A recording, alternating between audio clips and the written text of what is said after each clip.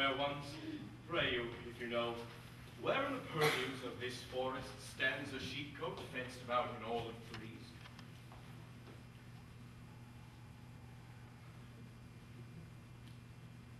West of this place,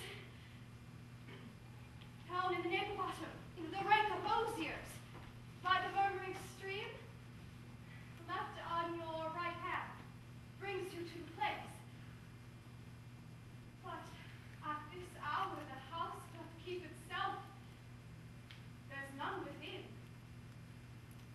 Orlando doth commend him to you both, and to that youth he calls his Rosalind he sends this bloody napkin.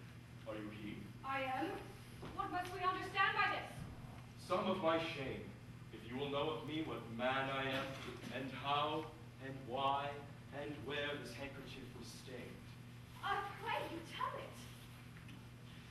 When last the young Orlando parted from you, he left a promise to return again within an hour, and pacing through the forest, lo, what befell? He threw his eye aside and marked what object did present itself under an old oak.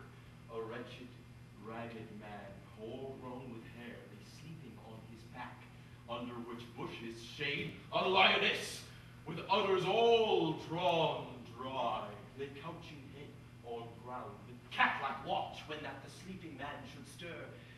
This seen, Orlando did approach the man, and found it was his brother, his elder brother. Oh, I have heard him speak of that same brother. And he did render him the most unnatural that lived amongst men. And well he might so do, for well I know he was unnatural. But to Orlando, did he leave in there food to the sucked and hungry lioness? Twice did he turn his back, and purposed so, but kindness, nobler ever than revenge, made him give battle to the lioness, who quickly fell before him, in which hurtling from miserable slumber I awaked. Are you his brother? Was you he rescued? Was you that did so oft contrive to kill him? 'Twas I, but 'tis not I. I do not shame to tell you what I was, since my conversion so sweetly tastes, being the thing I am. But for the bloody napkin! By and by, he led me to the gentle Duke, who gave me fresh array and entertainment, committing me unto my brother's love, who led me instantly into his cave. There stripped himself, and here upon his arm the lioness had torn some flesh away, which all this while had bled. And now he fainted, and cried in fainting upon Rosalind.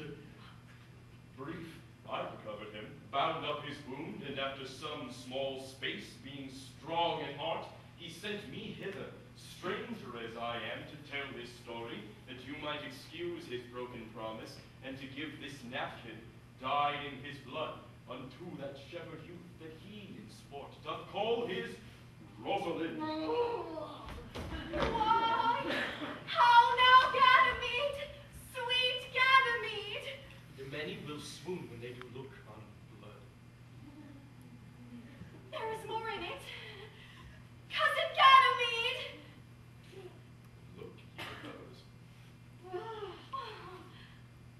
I would I were at home. We'll lead you thither.